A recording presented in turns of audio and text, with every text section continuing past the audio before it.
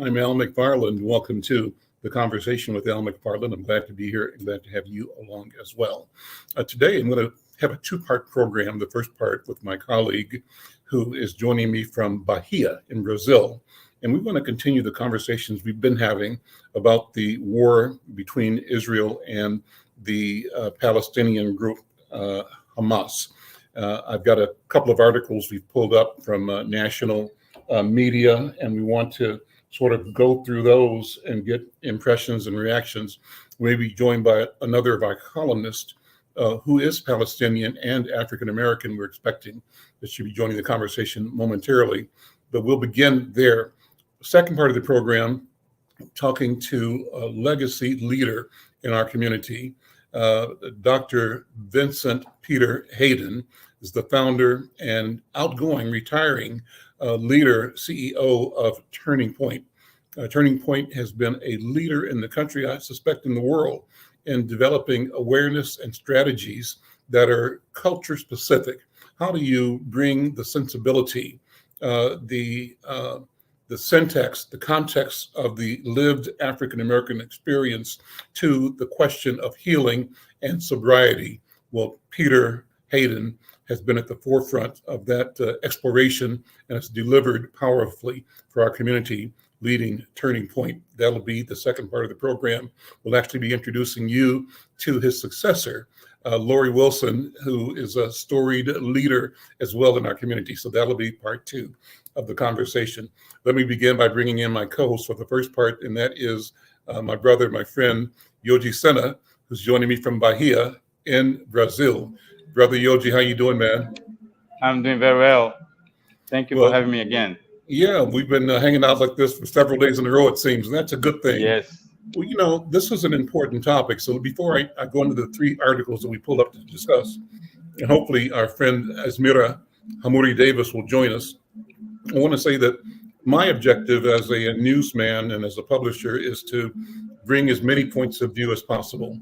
So we started this with the interview with Israel's Consulate General for the Midwest last week. We interviewed him, and the approach in the interview was to invite him to be as clear and as expansive as he would like to be in explaining and helping educate Americans and our people in particular about the situation between or in Gaza from the point of view of the Israeli government and from his point of view, the Israeli people. And we respect that. We respect that, and we encourage more conversation, not less. At the same time, we assured him and invited him to know that we'll be doing the same thing, reaching out to Palestinians, to residents of Gaza, to descendants, to relatives of Gaza and of Palestine, and to Muslim leaders, not only here, but around the country, perhaps around the world, to get a different sensibility, a different narrative, a different story. So in that spirit, we have this conversation. Yoji, when you and I talked last time, you brought an additional twist to the conversation by disclosing that you in Brazil are of Jewish heritage as well. And I think that brings another layer of both complexity and clarity to understanding how people view the challenges and hopefully healing that must happen for the sake of everybody. Well, let me do this. Let me start with this one article that I pulled up first, and it's an article that was in the New York Times.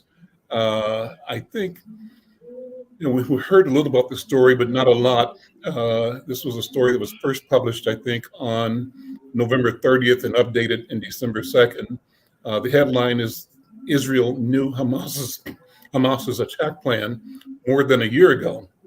And it says a blueprint review by the Times laid out the attack in detail. Israeli officials dismissed it as aspirational and ignored specific warnings.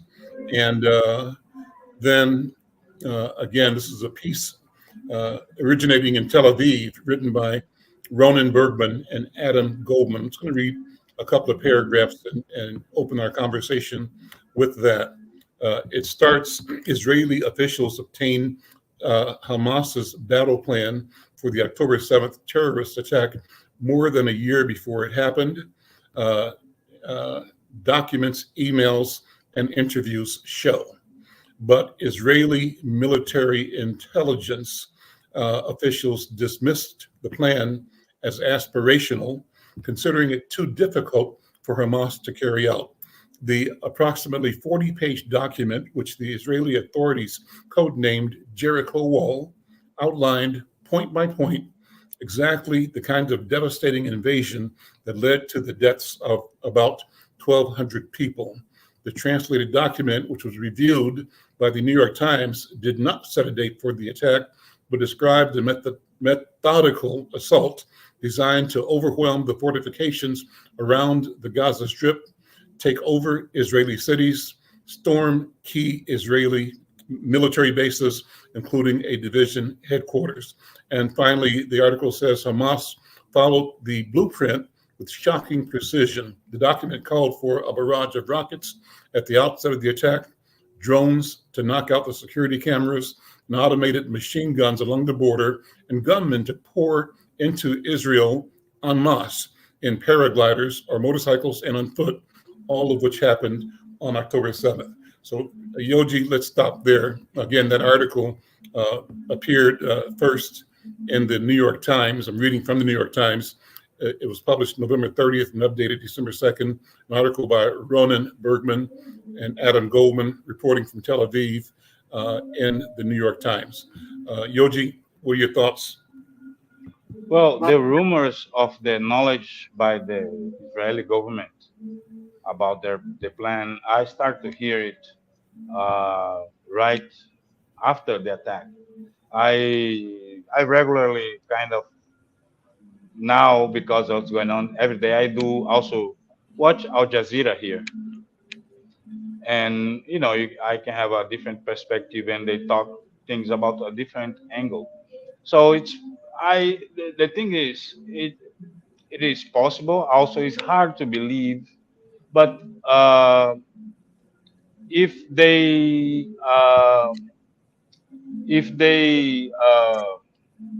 in certain way thought down about that they didn't have that capability to do, right? They were in certain way relaxed about that, because also they are concentrated. Hamas until October 7th also fit the plan of the right-wing coalition of Israel. So they were okay with the Hamas ruling Gaza, and they were concentrated on the Palestinian Authority in Cisjordan. Um, so they were in certain way complices. They allowed I think it's Qatar to fund all the infrastructure. So they were in a virtual pact of with Hamas of coexistence in certain way, because it fits the narrative they want to sell inside of Israel. But we cannot forget that when the attack happened, the Israeli society was in turmoil for a long time about with the marches and rallies, protests against the interference of Netanyahu on the judiciary system of Israel. So the society was, very united against, in many ways, what is the Netanyahu government. So it could be a false flag operation. We could, there is several scenarios possible, because also the Israeli, it's the most advanced intelligence agency in the world. Mm-hmm. The Mossad and the Shin Bet, they are world famous. They pull out things that are incredible. So that they oversee, and they knew there was just sometimes with their feeling of superiority, they assume that those kind of people didn't have the capability and the intellectual capacity of pull such a complex attack. I think you touch on something though that went through my mind, and that is if there was division over the direction of the Netanyahu government, strong opposition to it, what is needed to build cohesion back in the society to make it single-minded again, and in the direction of the present leadership, what will take the public mind off of those divisions that are based on kind of a diversity of opinion that exists among the Israelis. How do you minimize that and elevate this need and a spirit and a call for unity, just like as happened here after 9/11, kind of like as happened in this country in the 1940s when Pearl Harbor was attacked. There were questions then whether or not our nation knew that attack was imminent, but What expected it Maduro is doing now in and Venezuela. allowed it so that it would rally the public opinion. Let me stop there. It's speculation, but let me bring in our other guest. I mentioned should be joining us. We're glad she's here. And it's Azmera Hammouri-Davis, who's joining us from Harvard, I think. Azmera, are you at Harvard? I think you are. Hi. Thank you so much for having me. Hi, Al. Hi, Yoji. Good to see you. Hi. I'm calling in from the Tongva land in LA today. Huh. Yeah, and I'm grateful to be here. So Well, let's do this. Let's have you share your credentials, first of all, who you are and why this topic is important to you. I introduced you before you came on I referred to you as a woman who is Palestinian and African American, but that's all I said. So let me have you introduce yourself if you would. yes, I'm the daughter of a Palestinian American mother and a Black German father. I grew up in Kea'au, Hawaii, the land of the Kanaka Maole people, who've been fighting for their sovereignty since the overthrow of Queen Liliuokalani in around 1898. I am here. I'm a capoeirista. I was just with Yoji. I keep saying Yoji, Mestre Sena in Salvador Bahia with a group of women, including Dr. Irma and many others this past August, which was very rich. So I'm committed to engaging in questions of what does faith and what is the spiritual substance of our faith, if not speaking to questions of injustice. And I got my Master's of Theological Studies in African religions at Harvard Divinity School. So I'm grateful to be here. Well, I'm grateful to have you here, and thank you for that background. So with that, let's jump in to how what is unfolding in Gaza affects you, both personally, family, legacy, and intellectually and spiritually. Describe how you're feeling and seeing, and what are you resolving to do in your own personal life and educate people around. Yeah, thanks for that question. How I'm feeling, I'm feeling heartbroken, I'm feeling angry, I'm feeling what is the word? Disenchanted with the ongoing, the ways that our government, has not listened to its people. I am feeling disgusted at things that I'm seeing on social media of people who are reporting on these atrocities on the ground. I mean, I just woke up this morning learning that people who were seeking refuge in a school in northern Gaza were shot point blank, including babies. These are innocent people. These are civilians that have nothing to do with Hamas, and who are continuing to be massacred. And I'm feeling just disgusted at the silence, the selective empathy. I also am feeling particularly just disheartened by the lack of nuance when we talk about these issues and the institutional gaslighting that anyone who speaks up and cares about civilians being killed who happen to be Palestinian are deemed, are weaponized. And I'm feeling it is gross to me the ways that anti-Semitism has been weaponized to conflate a nation state with the people, which is leaving for even more anti-Semitism.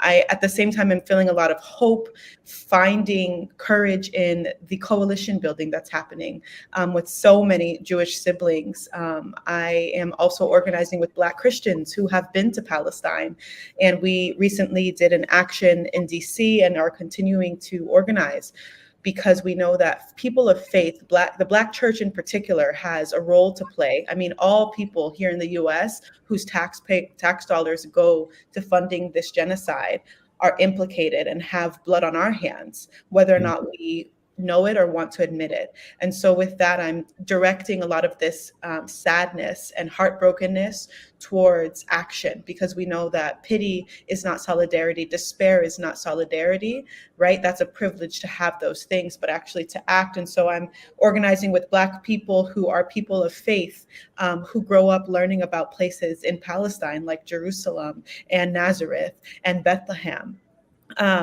who want to know what the Palestinian Jew named Jesus had to say and the life that he lived under Roman occupation. I'm working with folks who understand that a liberation theology coming out of the tradition of James Cone and Howard Thurman is a liberation theology that's not just for some or for the chosen people, right? There's this chosenness doctrine along with the doctrine of discovery that again was used to undergird and justify by white evangelical Christians the pillaging, the raping, the plunging, and the enslavement of people here on this land in the US, that we're seeing sort of being exported and used to support this ongoing sort of project over the past 75 years, the settler colonization project.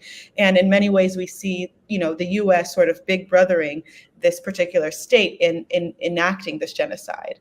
And so for me, I'm also grappling with the ways that our faith has been used and co-opted to co-opt us into silence and to neutrality. That's some of what I'm holding. As an activist and as a descendant of Palestine, is there a two-state solution? What is the solution?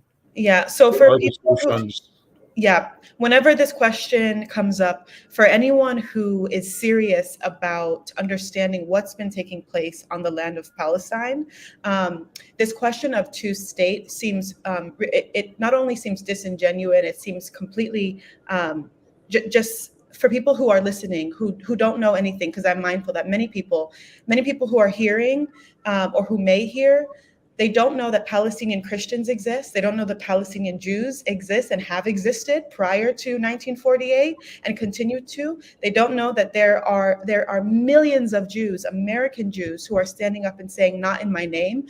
They don't know about the Jewish Voice for Peace Coalition. They don't know about If Not Now movement. These are all American Jews who are organizing and saying, this does not represent the best of my tradition. And it's dangerous to conflate Judaism with Zionism, that Zionism is an ideology. And we know that there has been legislation recently passed, unfortunately, by predominantly conservative folks to state that anti-Zionism is anti-Semitism. And we know that overlooks the millions of American Jews who are saying, that is not the case, not in my name.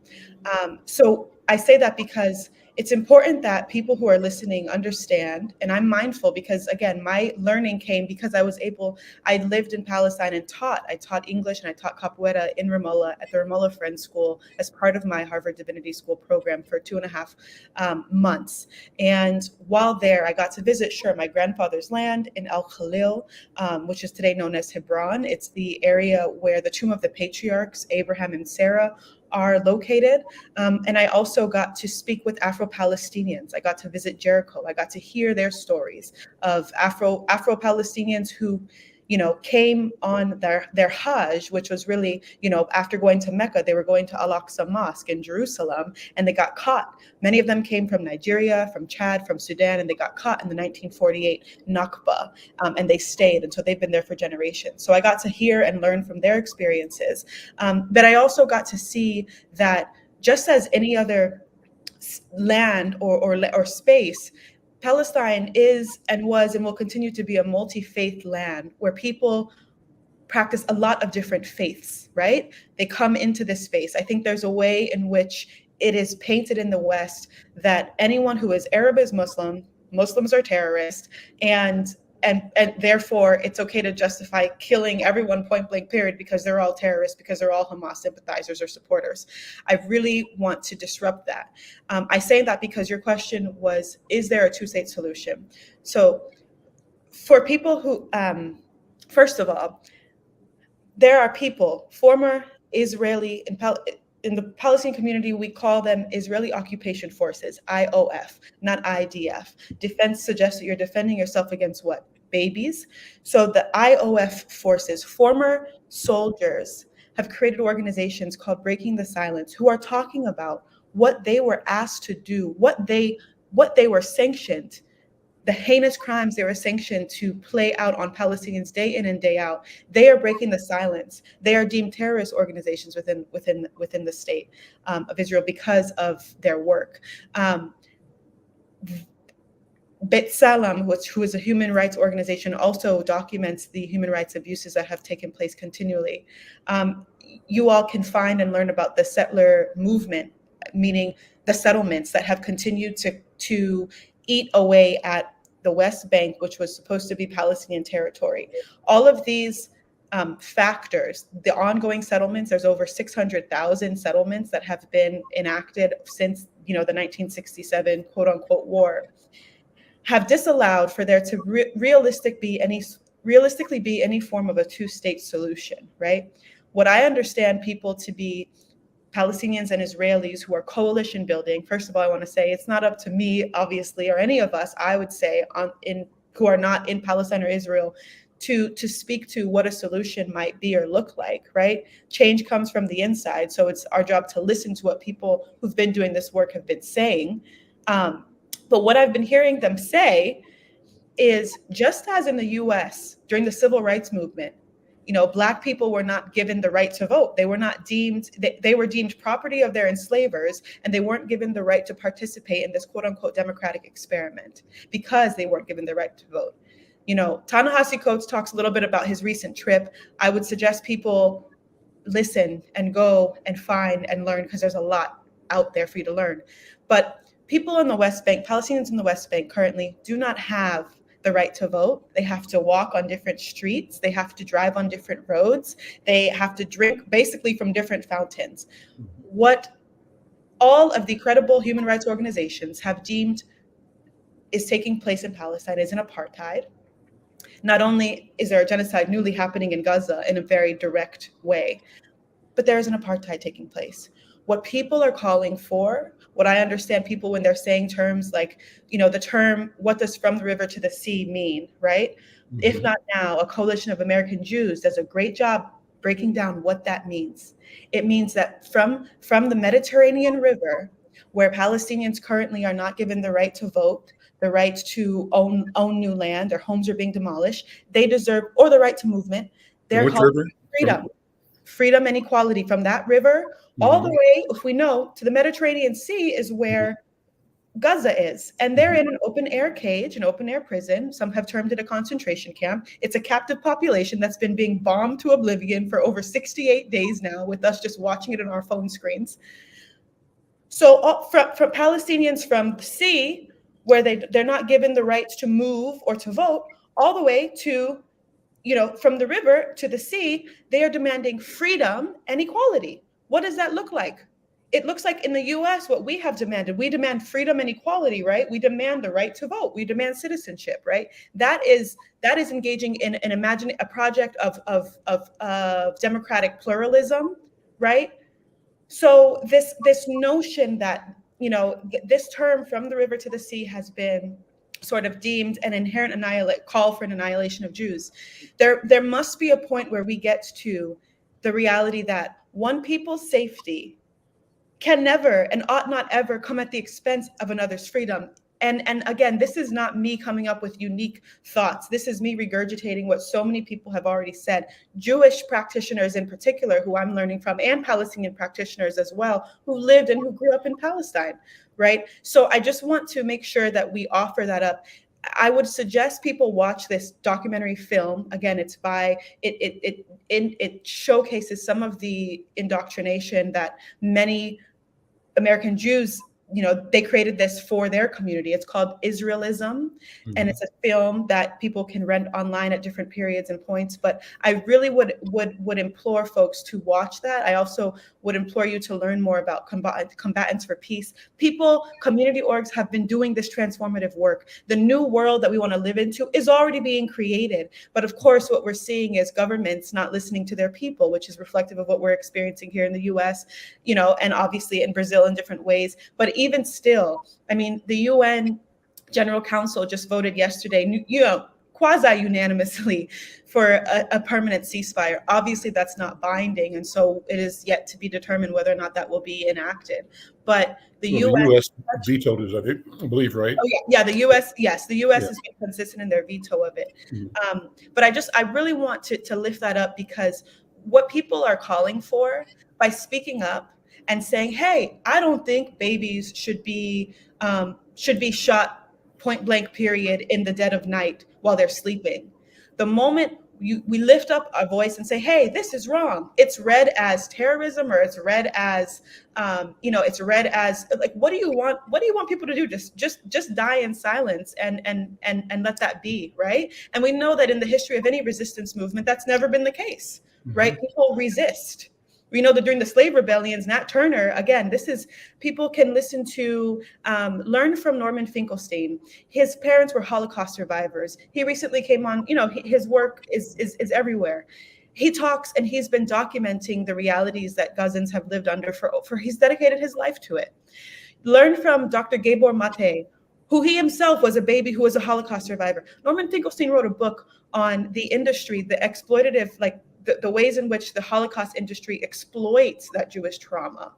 I'm lifting this up because I really want to make clear that by deeming any call for Palestinian dignity and freedom to be an inherent call for the annihilation of a people, it's ingenuine, it's inaccurate, and it's not productive if we're going to talk truthfully about any possibility for peace.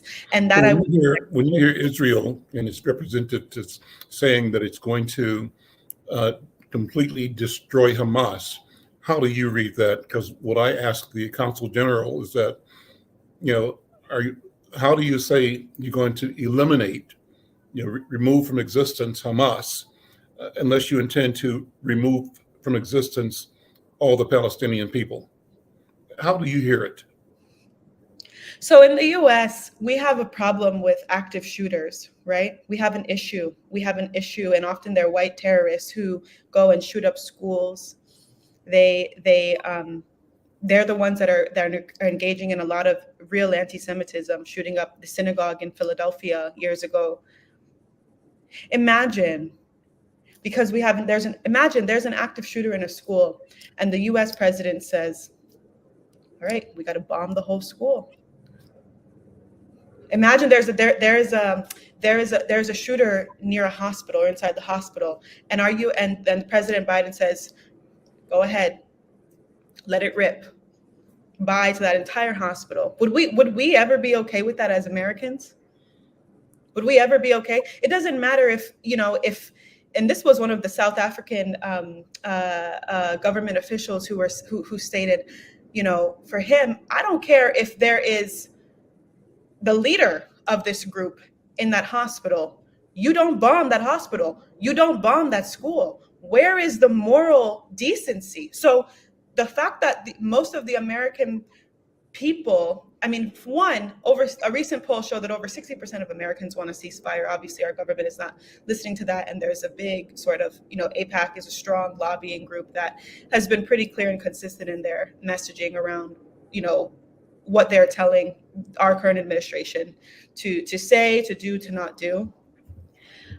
I just really want us to be able to hold what it means to be sanctioning a collective punishment, right? Imagine, okay, what happened on January 6, 2021?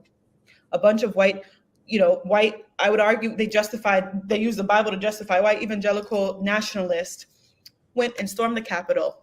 Biggest threat to our democracy in modern history, some might argue.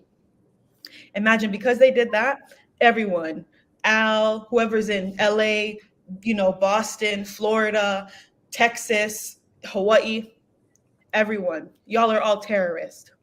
Y'all are all terrorists because of what this small group did. Like the absurdity of these kinds of arguments, the fact that people aren't making these connections, that's dangerous. It's a slippery slope to me. It's a very slippery slope. We're Because about out of time. go ahead. Azmera, Yoji, question, comment to close out before we go to the next segment. This has been great to hear your voice. Yes, yes. Azmera, I want to make sure that as much as your schedule permits, we come back, because I think this conversation can't be capsuled into half an hour or 1 hour. I think this is about talking for a long period of time, over a lot of things. And I'm grateful that you are willing to talk and you speak with such clarity and conviction. I thank you for that. But Yoji, question, comment before we close this segment out? Well, my comment, everything that Azmera is saying, it's exactly the American template. Israel is doing what, as I said the other way, everything in Israel is a template of the American experience. This high influx of European Jews into Palestine that took over the Mizrahi Jews, right? The Palestinians, Christians, Palestinians, they're Jews. So there are this high influx of Europeans, in this case Jews, that exercise colonialism in the land of Palestine. And during the existence, the last 75 years, is a military society, and what they're doing, punish the people of Palestine, of Gaza, is similar to what they did punish the people of Afghanistan because of the 9/11, right? They went and how many civilians, and then Iraq, all this stuff. So it's the template that Westerns use, Europeans use, be them Jewish or Christians, It's like carpet bombing Vietnam, for example. Exactly. It's same thing. Listen, we're out of time. But listen, thank you, Yoji, and thank you, Azmera. We'll continue this conversation and keep creating ways to sort of provide analysis. As I said before you joined, I also invited the Consul General from Israel for the Midwest to be on the program, and I've extended him the same invitation to come back again and again. My objective is more conversation, more argument, more information, and keeping us both aware and hopefully moving towards saving lives. Guys, thank you so much. We'll take a break and come back with the second part of our show. Thank you. All right. Bye. Bye-bye. Are you or someone you know recovering financially from the COVID-19 pandemic, the lockdown, or any other reason? If so, help is available. Findhelp.org is a site to find a wide range of resources, including food, medical care, and more. The best part is based on your zip code. Visit findhelp.org, enter your zip code and the service you need. You'll get a map directing you to the organizations that can help you. Help is waiting at findhelp.org. If you need help starting anew, findhelp.org is the site for you.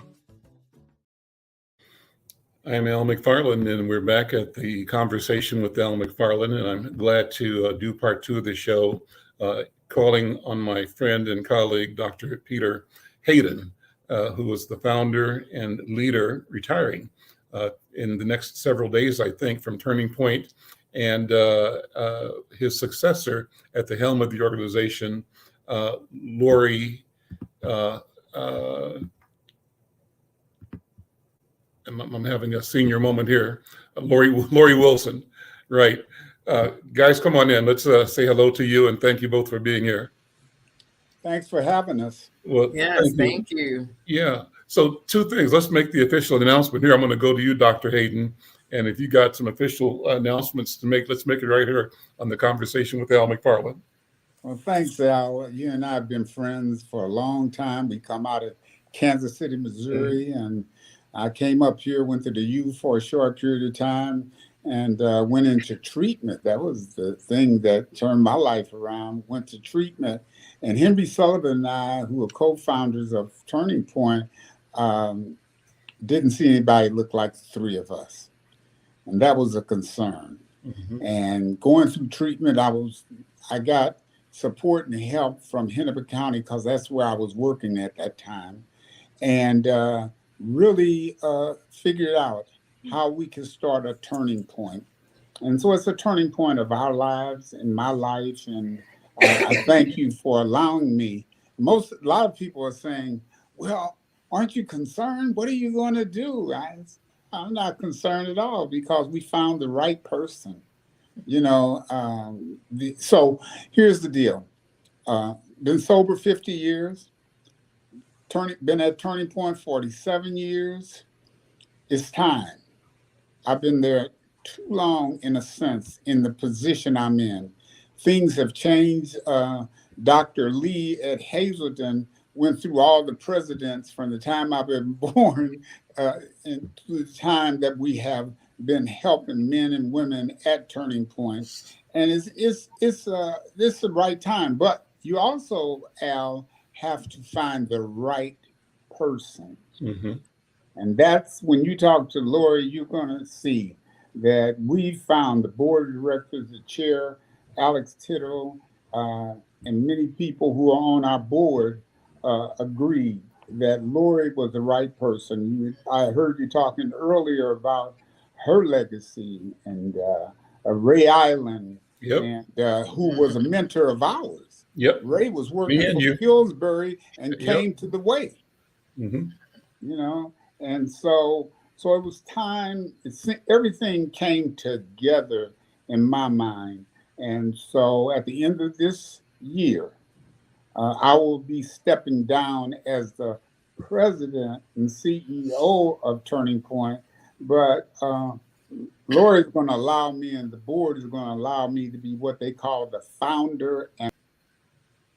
And so I'm very excited about that, because I'm going to be able to work more with our people. But the thing is that I'm going to be able to share this program around the country. Mm-hmm. Turning Point is known, as you said, around the world. I mean, literally around the world. And so I'm excited. I'm happy. My wife said, "Will you have to be going to work every day?" And I said, "No, baby. I'll be doing some more things with you." But I'm very, very happy. And I want to just say to the board of directors, y'all have done the right thing. The succession plan was done properly with the leadership of Alex Tittle. And so I'm excited. Well, let's introduce Lori. Lori, let me have you introduce yourself. I did say before that, and Peter mentioned too, your dad is a mentor to me and to Peter and a whole bunch of other people. Is a pioneering work in both the government and then in the corporate arena, and in community is and was and remains stellar work. So, and then your mom was such a wonderful and powerful and loving and giving, nurturing person as well. So your family is one that, in my view, reflects what it means to be conscious and determined and successful Black people. And you and your siblings are fine examples of what happens when our families are intentional and don't quit. So, Lori, congratulations on your appointment. Thank you. Yourself, if you would, talk about you. Thank you. Well, thank you, Mr. McFarlane. And Dr. Hayden, it's going to be an awesome opportunity for me. Man, I don't know what it would be like without Turning Point. We've had this in the community for almost 48 years coming up. And so it just didn't seem right to just let it go after Peter left. So I, am excited. I think that being here in North Minneapolis, where I was born and raised, I think walking up and down Golden Valley Road, I want folks to be able to do that. And I think Turning Point is going to allow us to keep folks healthy and clean. So, but I appreciate the opportunity. I think that Peter, to his it's funny, I didn't think Peter was ever going to step down. He's 80 now. And so I'm like, I think he's going to be there for life. I don't know that he's ever going to leave. And for him to trust me with that, this is his baby, you know? And so I appreciate that, Peter. I'm saying that here. I appreciate you. I appreciate all the love that you've supported me with. And it's been an awesome opportunity. So thank you. Yeah. So let me ask either of you or both of you to explain again the value proposition. What's the philosophical underpinning about our people understanding, taking ownership of sobriety, of overcoming and not being permanently devastated by some bad choices we make for all kinds of reasons.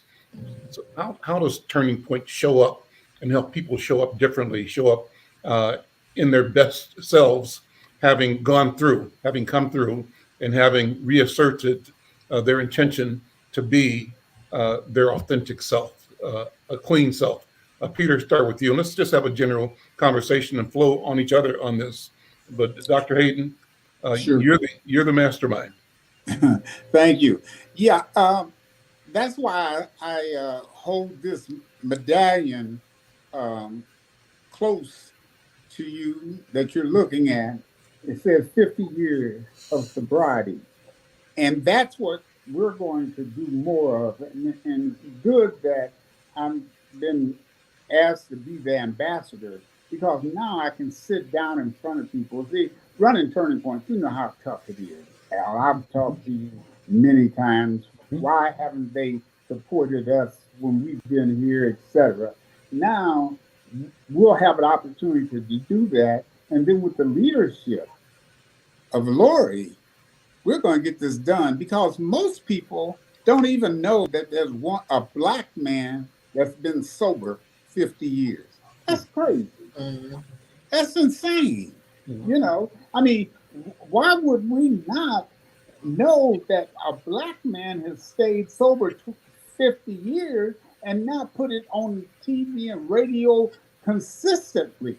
You know, but they'll do that if there's some other things going on. You know, shooting drugs on the corner of the bus stop, things of this nature. And so that's going to be part of my job in alliance with Lori, because she's going to direct me if I'm not right. She's going to tell me. But I want to be that support system.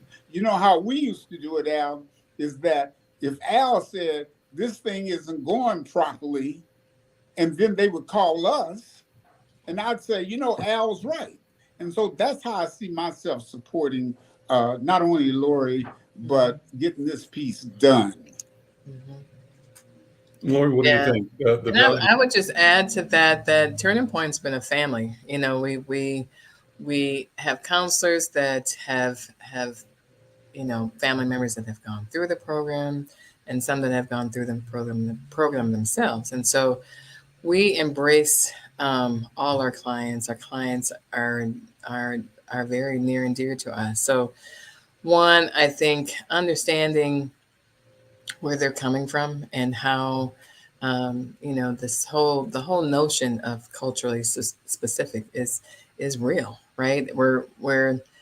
We are a culture that understands, you know, one another, and to treat someone who is sick, it's nothing different than treating, you know, someone that is sick in your family. That's what we're doing, right? And so just taking it on as a holistic approach. Not only are we trying to treat that addiction, but we're also trying to make sure that once they leave the doors of Turning Point, that they can become citizens, right, of the neighborhood. And so we've got our housing program. We have our group residential program down the street on Emerson. We have our housing over on Golden Valley Road. So we're really here to understand what's happening and then get down to the root of the issues. Take a minute. You mentioned the different programs. Go through those a little bit more, Lori. Give people who might not be as familiar with the components of Turning Point, particularly the residential and the different sites that you have. Yep. So here on Golden Valley Road, we have a residential treatment program. It's a 90-day high intensity program, meaning you are in here 90 days going through the program and understanding what you need to do to get outside of this program. We also have an outpatient program that we How have. do people come to that program? Do they check themselves in? Do the courts order them in? Yep, Or it's they're- checking themselves in, court ordered, family ordered, you know. So we take folks. It's a walk-in type of facility. So we take all referrals. And so what I had mentioned earlier, you know, we're going to take it until the walls, we can't take them anymore, right? And so we have partners around us that if we can't do it, we've also are working with other partners around us to refer to them. So, but it's a really unique program here, like I said, with the culture specific piece to it. So then we also on Emerson, we have our group residential housing. And typically after they leave the high intensity program, they go over to sorry, I thought you were talking to me, Peter, to our group residential housing on Emerson. We have a license for 30 beds over there. Here is 24, and we're working to increase that. But we have a license for 30 beds for our group residential housing program. We also have on Glenwood 2 apartment buildings right on 2105 and 2021 Glenwood, where it's our sober housing. And so we are in the process. Thank you to the state of Minnesota. I'll shout out Senator Bobby Joe Champion for getting us the money from the state. And then our Mayor Fry and Councilmember Vitaw getting us the money over there for the city to help with our housing, to make sure it's up to par. How many units on Glenwood? And There's 17 on one building and then 14 in the other. And these are for people, again, who've come through the 90-day experience. And this is part of their transition. Sober housing. Okay. And so let me ask you both to talk about the need, because I'm concerned as a resident of the community. I've been here for forever, it seems, but I drive down West Broadway, for example. Actually, I was pulling up at the U.S. Bank deposit window one day over there off of Broadway, going through the drive-in. And while I'm making my deposit, I'm seeing this young brother, sitting over almost under where they used to have you could see in, you can't see anymore, but sitting on the ground, bent over, nodding out. And I said, man, I can't believe I'm seeing this right in the bank drive-through lane. And then you drive down the street and you look at the congregation at the bus shelter. We got a problem. We do. We got a big problem. And so the question becomes, Dr. Hayden and Lori, how are we as a community, and what will we as a community do to address our own children, our brothers and sisters who have fallen and are falling? I also say that I lost my own grandson to an overdose last month. And so it's not just news or theoretical, it's personal for me. And I think everybody that I've talked to has somebody in their life too that is going through or has gone through or will probably go through. What do we do? How do we approach that, Dr. Hayden? How do we build a community? I think we start with Lori, because you just hired Dwayne and some people like that. And if you go that way, then I can talk on the other side with regards to the politics and some of the things that haven't been happening, but with Councilwoman Vital and the money, and now that this money is starting to flow, I'll talk on that side. If you can talk to the staff. So so we've done a lot in terms of our staffing, making sure that we can address those types of issues. But one thing I'll say is, you mentioned community. We have a lot of partners in the community to help us with this. There's this, I do the same thing. I drive down Broadway, Lowry, and then I see it, and I'm like, how can we do this? How can we come together and collaborate? And one thing I'll say, that, because to your point, Mr. McFarlane, the younger generation, it's really hitting them hard, and education is key. They need to understand what it is, and how do we prevent them from going down that road. Because and there's a lot of things that have happened, in my own family as well, but they just need to be educated. I think education is key. Having these forums, we just attended, Dr. Hayden and I just attended the forum on Friday, and you couldn't say it enough. Education is major. And so we have a staff, we have a treatment director that we just hired, Dwayne Hicks, and we have a clinical supervisor who is very instrumental too. Her name is Omika Johnson. And so we're really trying to beef up the folks that we have on staff so we can handle things. I mean, opioid addiction is different. It's different from what we've taught back 20 years ago with crack cocaine. And so it's a different type of drug. The concept in terms of trying to address it may be the same, but honestly, it's we have to have people who are educated to be able to treat it and to get that education out to the community.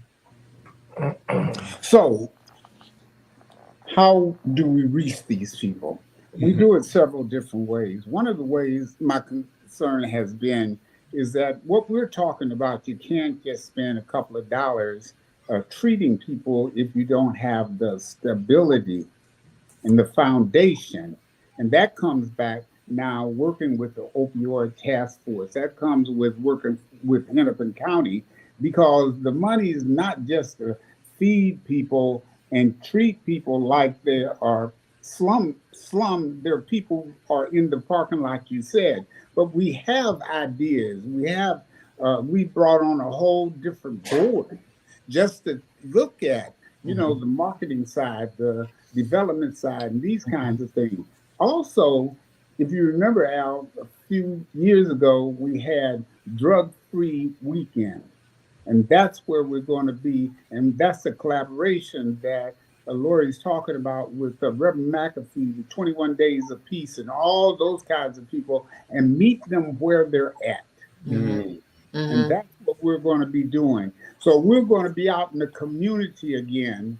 You're going to see Turning Point. You're going to not only heard that we've been around 47 years, but you're going to see them. We're going to start touching base with the relatives and the families of people who have gone through to testify how well we've done. So that's how we're going to do that. And we're going to be looking for you to help us. Remember when you used to go where we were at, you'd have a radio show. And you would be saying, I'm here with Turning Point. This is what we do. If you need some help, we got housing, you can treatment, all those kinds of things. So that's where, I don't know if that answered your question, but I got excited. It gets in the right direction. My question is really a big one, and it's about how do we, not just Turning Point, but figure out how we provide resources to institutions. There you go. To solution makers in our community. And here's what I believe. This is what I have observed over the 50 years that I've been in business. And I capsulize it with this saying, this is an Al McFarlane-ism. Too often, we get the misery, they get the money. That's right. Yeah. They make money on our misery. Their incentive is to keep us in misery, so they keep making money. The more misery we have, the more money they make. Now, the antidote is what's important, and that is to move our people into understanding that we're not the problem, we are the problem solvers. Right. And the problem will not be solved until it begins to be a solution that comes from within, and that we have a right to demand and receive resources, our share of the public treasury, because we build the treasury for the benefit of the whole state, the whole city, the whole county. And we should be able to expect that we get access to the tools and financial resources we need to continue delivering solutions to to individuals and families in our community. And we have to start with the idea of us understanding that our health is our business. Yeah. That's our business. And we in the business of being healthy individually, family, and community. That's the mindset. That's why we're starting the town hall meetings. That's why, because you got to train people to understand. Otherwise, what has happened is people have just gotten content. You know, it's like drive-by shootings. You know, you don't even duck anymore. But so you see people on the bus stop in the corners and you just go past them. Well, that's where we're going to start doing different things. We're going to have house meetings and things of this nature. Because, you know, Jesse Jackson said when white people sneeze, black people catch cold. And so that's what you're saying. And that's where we're going to be. And we're going to need your help in other institutions like the CCOs and things of this nature to not just pass by when they say Turning Point's having a town hall meeting or they're getting together and collaborating with other organizations. Well, we've heard that before. You know, it's like George Floyd. George Floyd was in Turning Point. There's a book that the